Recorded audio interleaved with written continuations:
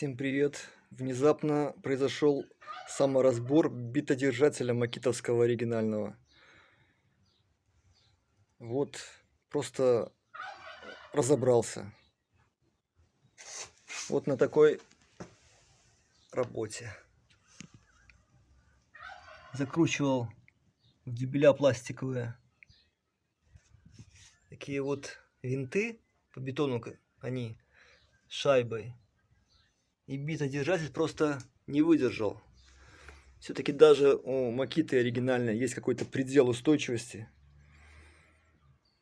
Буду пытаться обратно его собрать. Не знаю, может на суперклей придется фиксировать как-то. Шарик чуть не потерялся. Не знаю, было какое-нибудь такое? А что уже с дешевыми будет? Я даже не знаю. Всем хорошего настроения.